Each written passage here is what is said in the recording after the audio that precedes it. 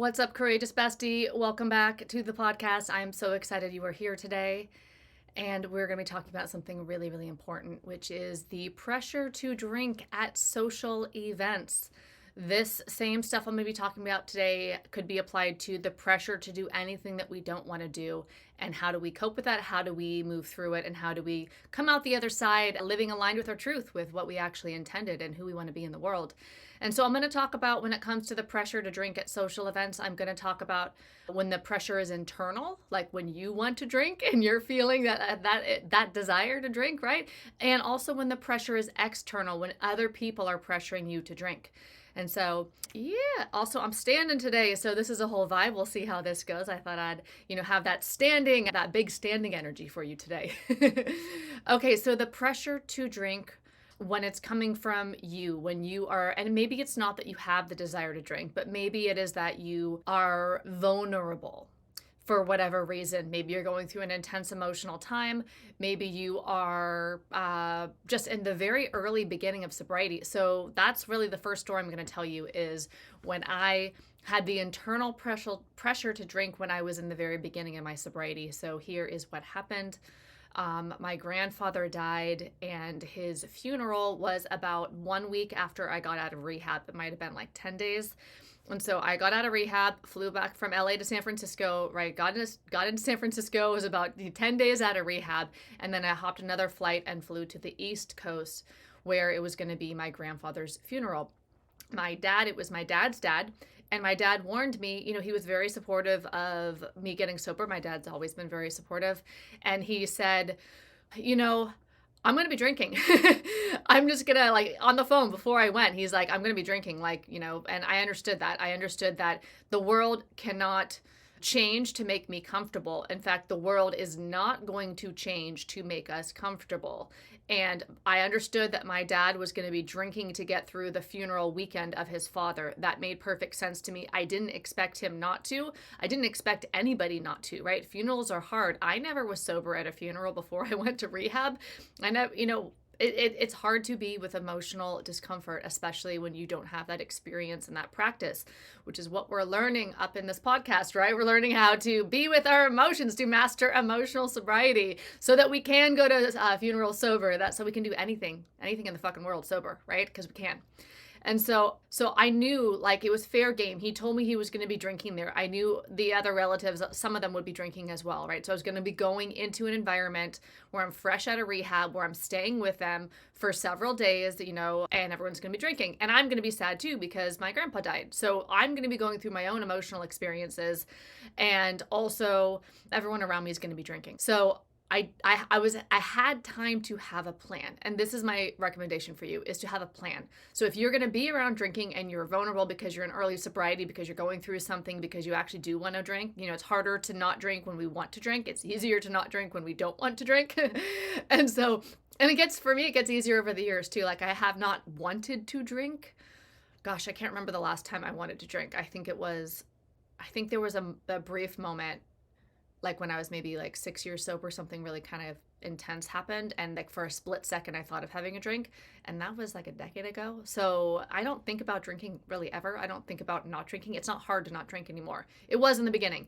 It's always, when we're building a new behavior, building a new pattern and way of being in the world, it's always difficult to, new level, new devil, when we're breaking through to that next level for ourselves, when we're figuring out that next step. It used to be hard to not smoke a cigarette. And now it hasn't been hard to not smoke a cigarette since, I quit in 2010. So it hasn't been hard to not smoke in well over a decade, or 15 years or whatever it is. And so because my dad warned me that he was going to be drinking and he told me that some of the other relatives were too. Now, look, this was obvious, but he gave me the reality check of it. So I really appreciated that. I thought that was very empathetic of him. And respectful, right? And so we might not always know that there's going to be drinking where we're going, but we might know. And so if we do know, if we don't know, and if you don't know, now you know, make a plan, make a sobriety plan. So that's what I did. I flew into Washington, D.C., went to the funeral weekend with a plan. So one of the things on my plan was, I had been going to recovery meetings in San Francisco. I had been out of rehab for 10 days and I threw myself directly into the San Francisco recovery community, so I knew some sober people.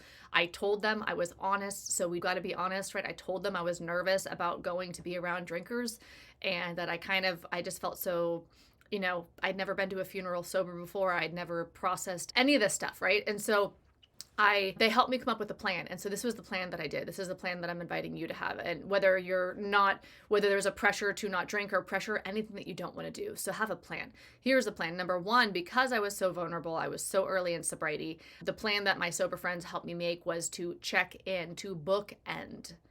Bookending is great if you are in early sobriety. This is like a must. I bookend all the time. This was my first time bookending because it was my first time hearing about it. So my sober crew was like, all right, you need to get like, I don't know, I guess I was there like 5 days. So I had to get 10 women's numbers if I didn't already have them. So I had 10 different sober women's numbers, which might seem like a lot to you, especially if you're in early sobriety and not in a sobriety community already.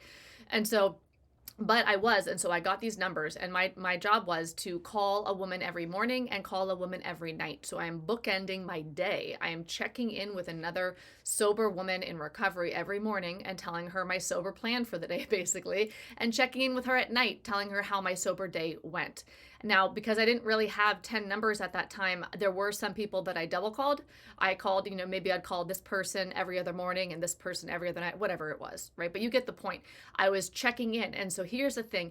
It wasn't so much what these women said on the phone that helped me to stay sober on this trip. It was the fact that I was being accountable. So when there's something that we want to do, some sort of goal, right? And so if we have some accountability, think of it like you're in the gym and there's a coach. I know that if I have a trainer in the gym, that I'm going to work a lot harder than if I don't.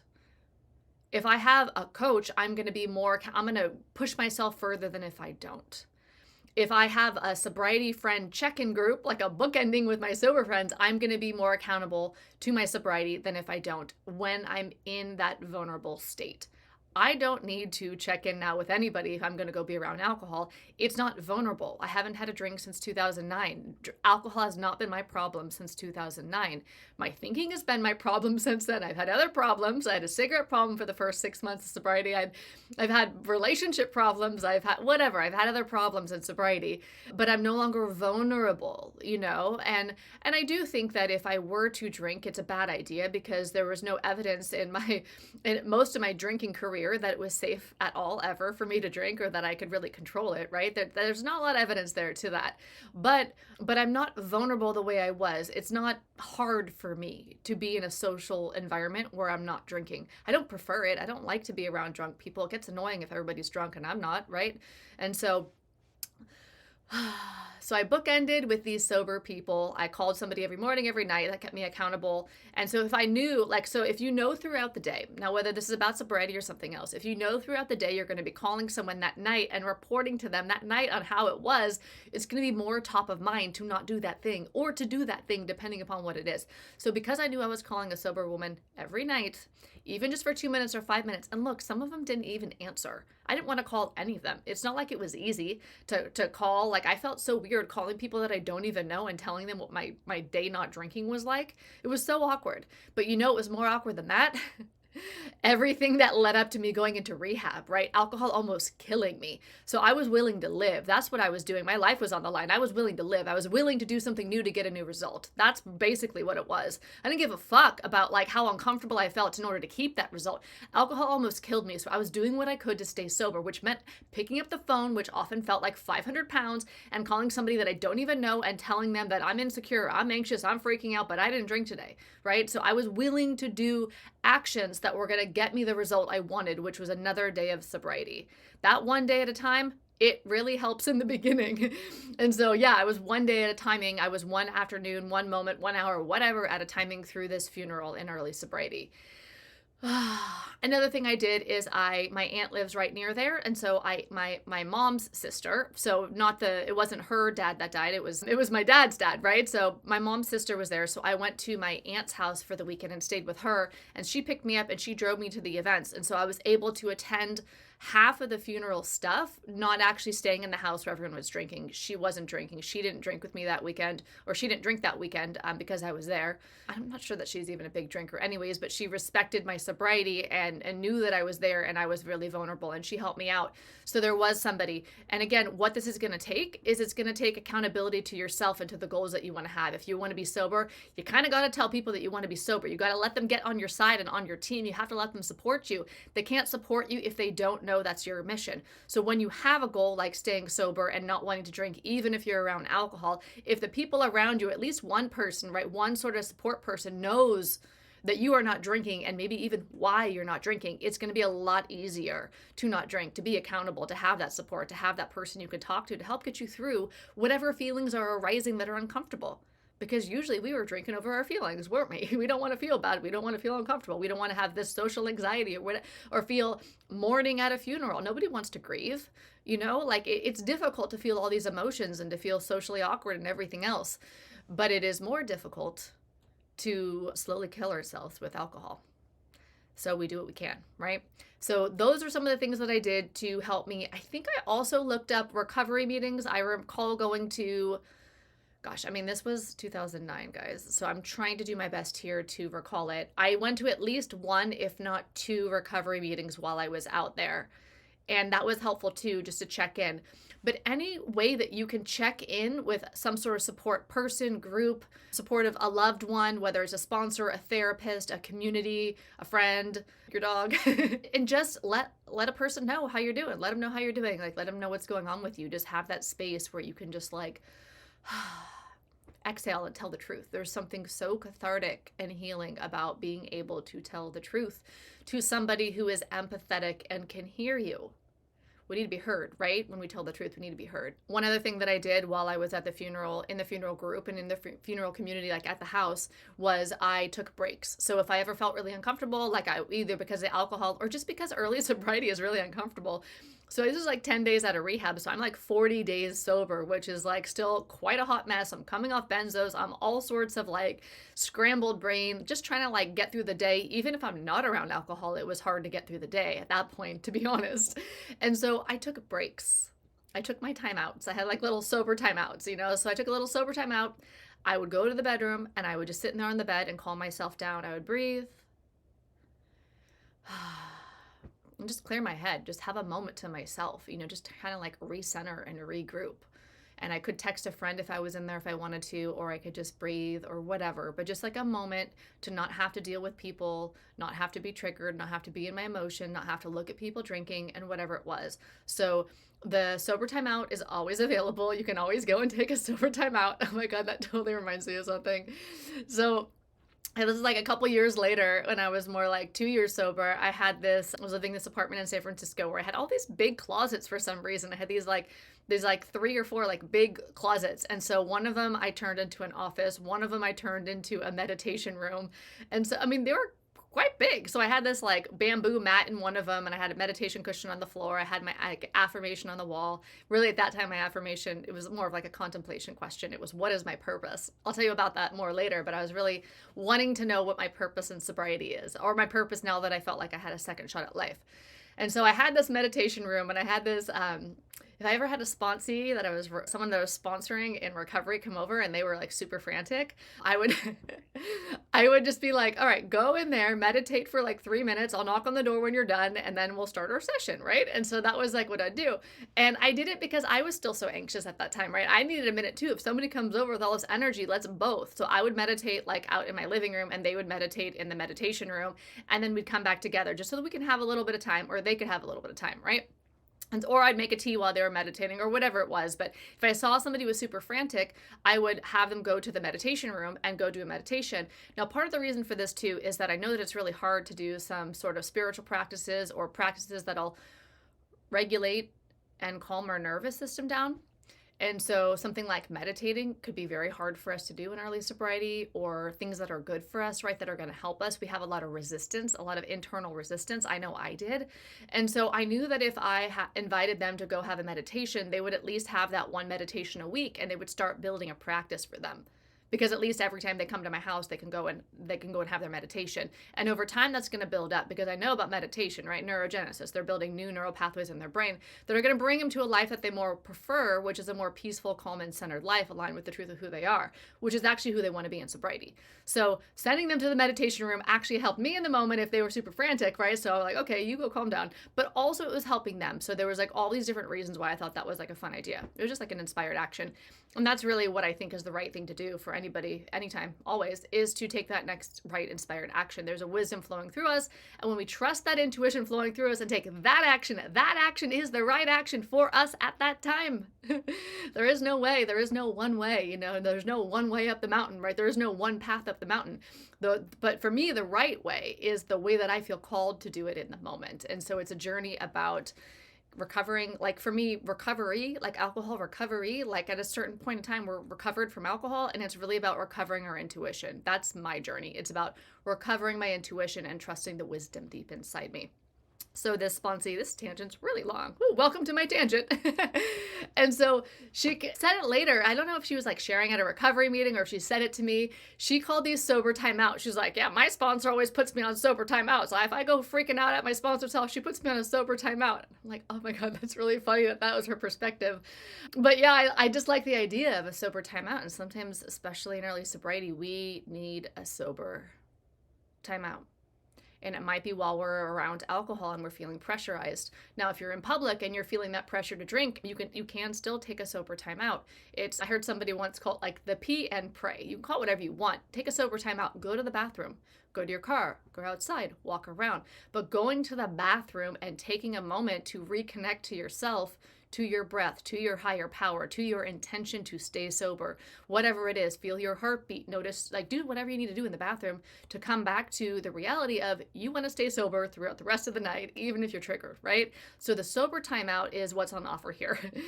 That's the big tangent. It's the sober timeout, whether your sponsor's forcing you to do it, whether I'm recommending you to do it, whatever, get it into your head, into your life, into your vibe, that you can at any moment in time go and take that sober timeout.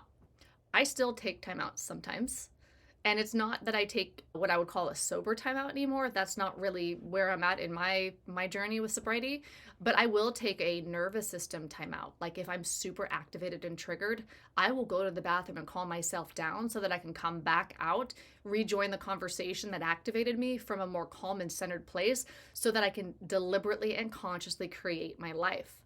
We cannot consciously create our life if we're activated and triggered and dysregulated. We're in a different part of our brain where we don't have the conscious choice available to us. We're in reaction. We're at more of an emotional center of our brain, the amygdala, right? The amygdala. So I will still do a timeout. It's more like a nervous system timeout, like a calming myself down timeout, because I want to consciously and deliberately create my life. That's the invitation. Okay, so I did these sober timeouts at my grandpa's funeral weekend. That's what I did there. And so, I got through that weekend without drinking. The people who needed to drink at the funeral were still able to drink. I didn't need the world around me to change to make me comfortable. I learned how to find my own comfort in a world that quite often isn't catered to us, right? Especially as early sober people. So that's it. Lots of tips and techniques in there. I hope something in there will help you stay sober if that's what you want and be who you want to be in the world.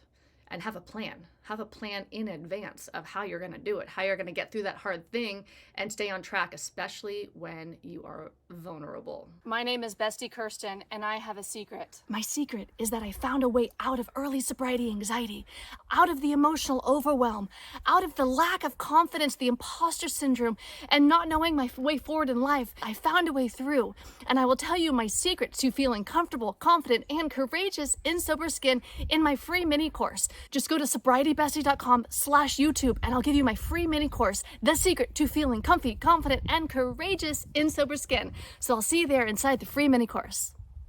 All right, now let's switch to the external pressure. The external pressure to drink.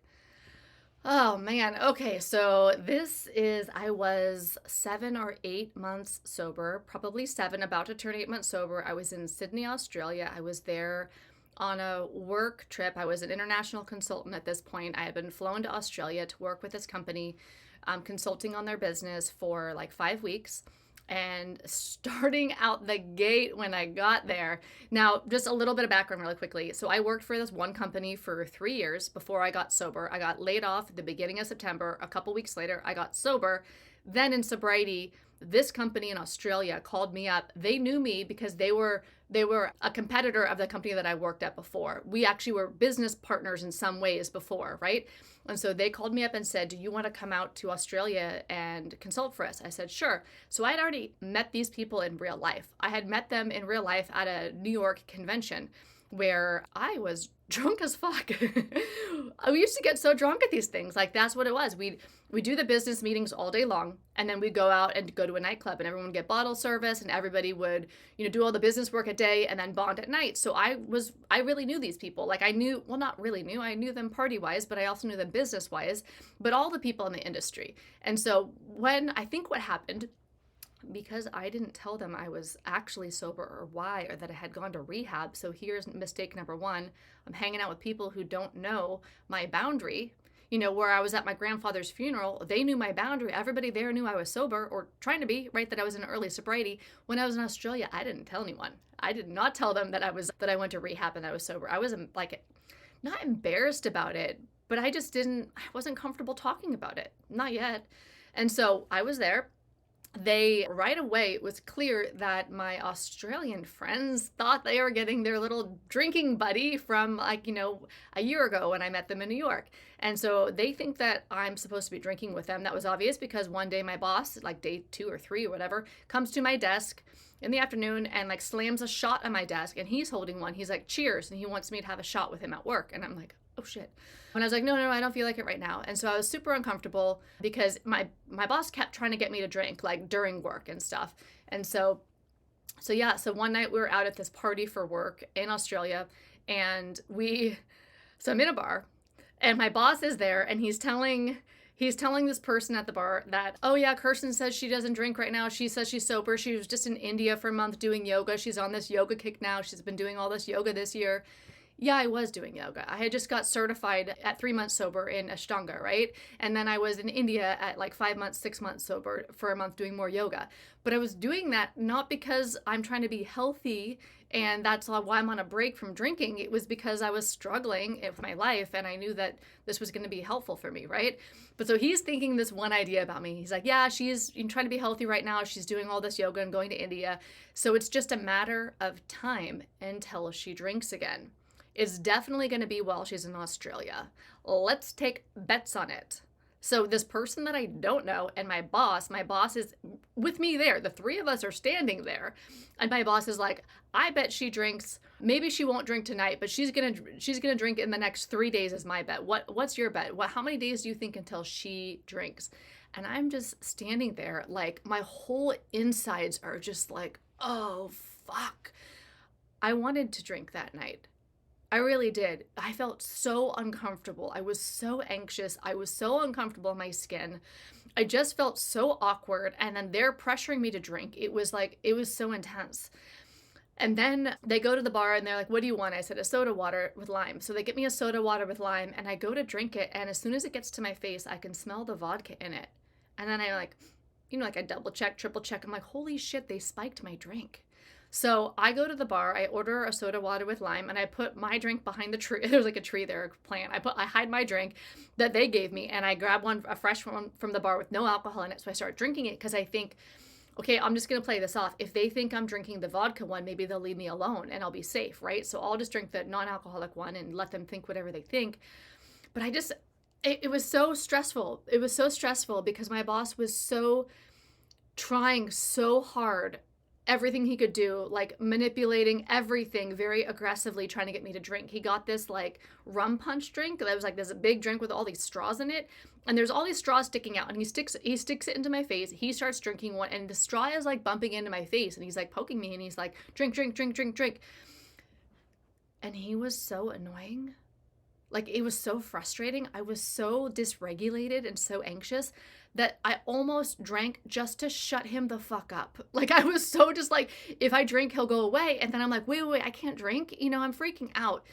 And so I felt like I was backed in a corner and all the forces around me wanted me to drink. And I didn't realize it at the time. but I felt like a victim of these people.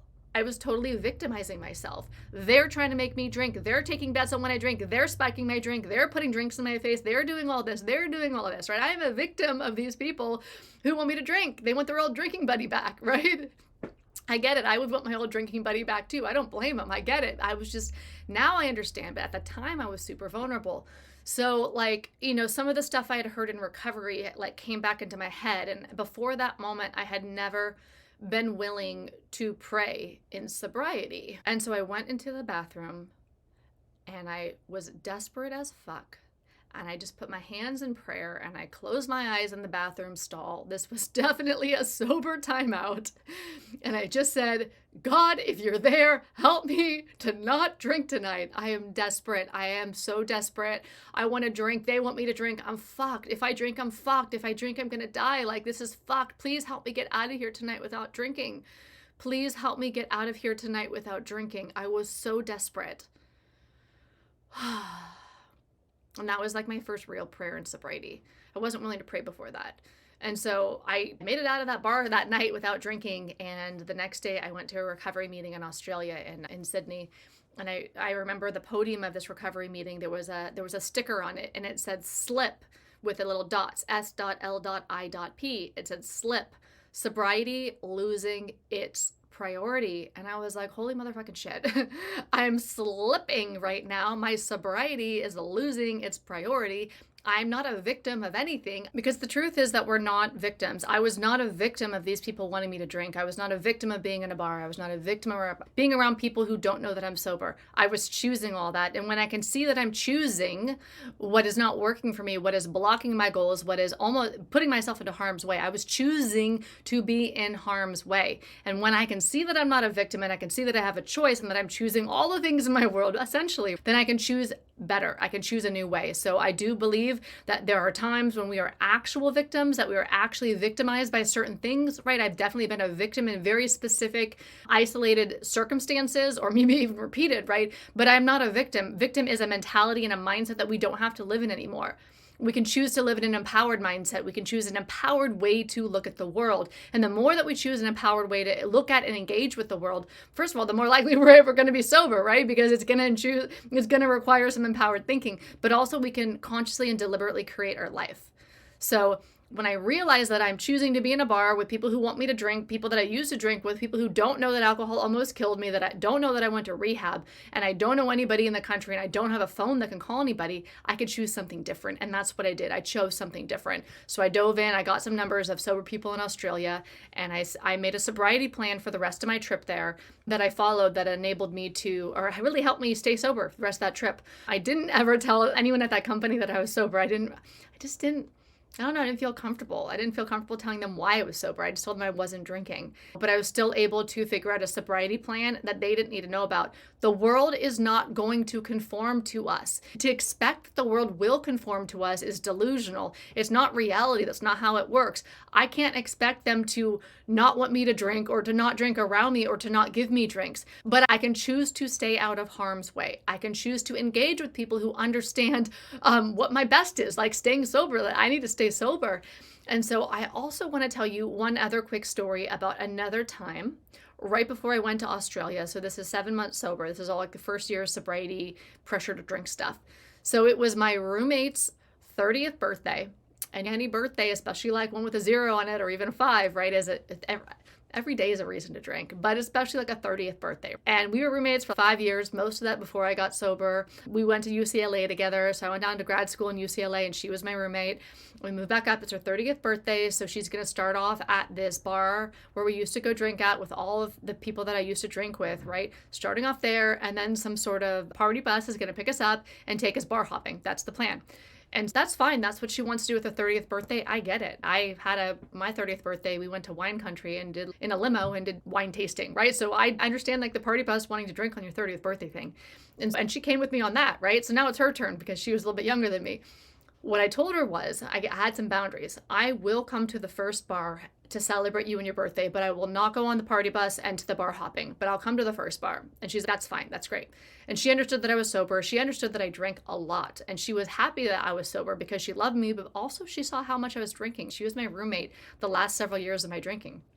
So what happened was the day of her birthday, that Friday night, I was in no shape to be in a bar, especially to be in a bar with my best friend on her birthday and everybody else that we used to drink with, and at a bar that I used to drink at. And so I just decided, well, it's not safe. I'm going to call that shot right now. I got to realize that going there would put myself in harm's way, would put my sobriety in harm's way. Now, the thing is that we're not always in, it's like being in ICU. We're not always in ICU. When we're in ICU, it's a very critical time for our health, right? And then we move on and we recover and things are different and we're no longer in that intensive care vibe phase of our recovery. If you think about the ICU at the hospital, right? So I was still in ICU. I was still in my first year of sobriety. I was really in ICU a lot of that time. I was always having panic attacks. I was always the one like in the recovery meeting at the end of the meeting with the burning desire, like freaking out about something. And so it was difficult. It was a hard time. But you can get through it, right? You can get through it. Just throw yourself out of harm's way and into sobriety's way. And it's so simple too. Is this step that I'm going to take, is it taking me towards sobriety or is it taking me towards a relapse? And when I was with the Australians in the Australian bar with everyone wanting me to drink and spiking my drink, I was stepping towards a relapse, right? And I'm not a victim of them wanting me to drink. I'm walking myself into a relapse. I got to see that I'm walking myself into a relapse so that I can instead walk myself to sobriety, right? Nobody is doing anything to me. I am participating. I am a conscious human being. I'm a soul inside a body here to evolve, right? I have choice. I have choice. I just have to remember that I have choice and that I am choosing a lot of my experience by what I'm thinking about, what I'm feeling about, and who I'm associating with. What are my behaviors? What are my actions? What's my mindset? I am choosing my world a lot of the time, right? And so if I don't have to choose to put myself with people who want me to drink, I can choose to put myself with people who are sober and want me to stay sober or want whatever's best for me. So that night, yeah, my roommate's birthday, the 30th, I felt like I wanted to drink that night. I was really going through a lot of emotions. I was really stressed out. I had a lot of anxiety. And so I told her, I was like, look, I'm not feeling right. I have no business being in a bar. I am so sorry that I can't come to your birthday tonight. I will come with you and celebrate your birthday next week. I'll take you out to dinner. I really want to celebrate you and your birthday. I just can't be in a bar tonight. I need to go to a recovery meeting. I can't do this. And she got mad. And that's okay. And she got over feeling mad. I don't know how long she was mad for. A minute, a week, a day, whatever. However long she was mad for, she was mad for. And I understand that. I might be disappointed too. And I might feel mad in the moment. I might feel, disappointed. But you know what? I'm still sober. I had to put my sobriety first that night. That's what it felt like. It's okay if somebody else's feelings are hurt because you need to make your sobriety a priority. Especially if you drank like I did. Like for me, I was drinking myself to death. I almost died from alcohol. I got to take this seriously. I got to take my sobriety seriously. So that night I went to a recovery meeting. I did not go to her 30th birthday. And you know what? We moved on. We were still friends. It was okay. She was hurt and she got over it. And I went to a recovery meeting and I didn't drink. And I would be no good to her as a friend if I got drunk again that night. Honestly, I would be no good to anybody if I was still drinking. I wasn't good to anybody at the end. I couldn't even leave the house. You know what I mean? I was agoraphobic. I was just a pile of anxiety attacks. So I needed to walk into sobriety. I have a choice. Now, it's not always going to be as hard, especially if you're in the early phases of sobriety. It's not hard for me not to drink. It's not hard for me to be in a bar, although I don't want to be in a bar. I don't go to bars. It's not interesting to me. But if I was going to be in a bar, it's not hard for me to not drink. It's been a long time. I haven't had a problem with alcohol since 2009. I know that when I make choices that are more empowering, I can live a more empowering life. I know that when I have people around me who support me and the choices that I'm making, it's easier to make those choices when I have the accountability, when I bookend with my sober friends, when I do whatever I need to do, the sober time out, all of the things that I need to do to stay sober. And it's not as hard later on. We're not always in ICU. We build up the mental and emotional resiliency. We literally change our brains. Our brains no longer are wanting to go to alcohol anymore. It's literally like a brain thing, right? So if our brains always go one direction, think of it like blazing a trail, right? I think about like brain blazing. So if you've blazed your brain with a trail in your brain that you drink, when you have an emotion that's hard, you drink. When you are celebrating something in life, you drink. When you're uncomfortable, you drink. When you're anxious, you drink. That is a well-beaten path in your brain, right? It wasn't mine. I'm not sure how you drank, but that was a well-beaten path.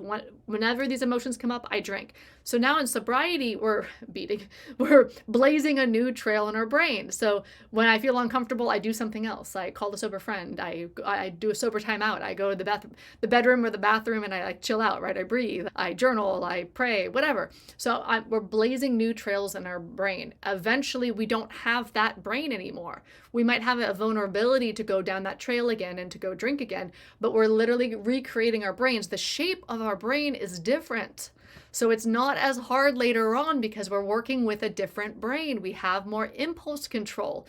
Alcohol damages our ability to have the impulse control. It's harder to stay sober in the beginning. It's easier later on because it's a different brain that has different abilities and different capabilities. So do what you can when you're in fucking ICU, man. When you're in ICU, do what you can. Cancel on the 30th birthday. Get the hell out of the Australian bar. Do what you need to do. Make sure sobriety is the priority. It's not like this forever. You're not doomed. It's not like terrible forever. It's not hard forever. It's not. But you got to get out of ICU. If you're in ICU right now with sobriety, you got to get out of ICU. And it's just keeping it really simple and not putting yourself in harm's way. And I guess also it comes down to self-esteem too, and not being around people who pressure us to do things that are harmful for us, right? Loving ourselves enough to put ourselves in an environment where we can thrive. We don't need to be like the plant in the shade with no nutrients in the soil. We could find some sunlight and some nourishing soil and we could thrive. We get to thrive sober. We get to thrive. Thrive without alcohol. Yeah. Build up our self-esteem and our self-respect and our boundaries and our life. And so we keep it really simple in the beginning. Is this step I'm taking, is it moving me towards a relapse or is it moving me towards sobriety? Take more of those sobriety steps. If you're taking those steps towards a relapse, catch it, check it, and do something different so you keep stepping towards sobriety. Have a plan. Take that sober time out, man. Go in your sponsor's closet and meditate. Oh, man. Thank you so much for being here today and for vibing with me on this little journey here about what to do about the pressure about drinking. And I just wish you much peace and much freedom in your journey in sobriety. We can become more comfortable in our skin sober. We can become confident sober. We can become courageous sober and start to create that life beyond our wildest dreams. It's possible. Each of our actions add up. Each of our steps add up. So keep stepping into the life that you want to live. Yeah, that's it. All right, till next time. Thank you so much for watching. If you like this video, give it a thumbs up, like it, subscribe for more, and I'll see you in the next video. Have a beautiful day.